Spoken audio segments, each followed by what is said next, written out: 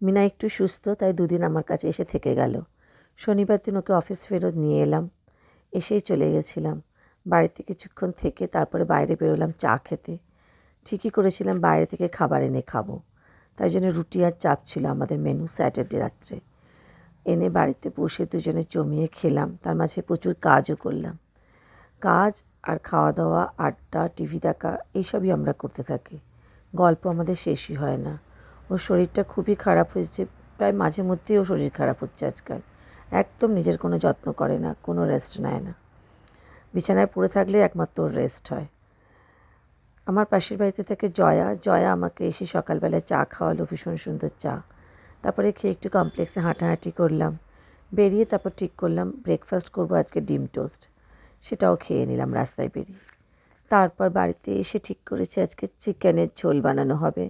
আলু দিয়ে বড় বড়, মাটনের যেমন লাল ঝোল হয় চিকেনেরও সেরকম। এটা আমার ভীষণ অর্ডারেও প্রচুর ডিমান্ড, বাড়িতেও সবাই খুব পছন্দ করে, বন্ধুরাও পছন্দ করে। আলুটাকে আর পেঁয়াজটাকে একসাথে ভেজে নেবে। প্রথমে তেলের মধ্যে একটু গোটা রসুন আর গরম মশলা দিয়ে দেবে, তারপর আলু পেঁয়াজটাকে ভেজে নেবে।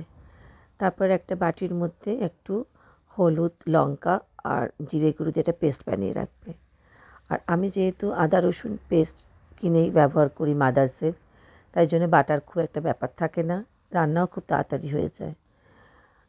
সেই আদা রসুনের পেস্ট দিয়ে দিলাম, তারপরে দিয়ে দিলাম জিরে গুঁড়ো, হলুদ গুঁড়ো আর লঙ্কা গুঁড়োর পেস্ট দিয়ে কিছুক্ষণ ঢেকে রাখবো, ভালো করে কষাবো। তার মধ্যে মাংসগুলো দিয়ে দিলাম, দিয়ে আবার কষাবো।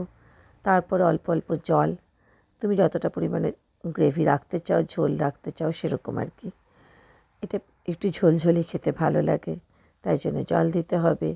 তারপর নামানোর আগে একটু গরম মশলা গুঁড়ো দিতে হবে, দিলেই রেডি। তুমি টমেটোও দিতে পারো এর মধ্যে, আমার কাছে ছিল না তাই দিইনি। বা দই টই আমি কিচ্ছু দিই না, না আমি আগে থেকে কোনো ম্যারিনেট করি। বাট চিকেনটা ভালো হতে হবে, রেওয়াজি চিকেন হতে হবে, তাহলেই খেতে খুব সুন্দর হবে। তোমরাও ট্রাই করে দেখতে পারো। তারপরে একটুখানি রেস্ট নিলাম, নিয়ে 4:30টার সময় লাঞ্চ, তারপরে রেস্ট।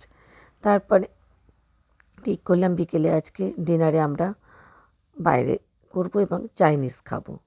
ইতু আর কুমকুম দুজনকেই ফোন করলাম, কুমকুম আসতে পারলো না, ইতু রাজি, তাই জন্য ঠিক হয়ে গেল।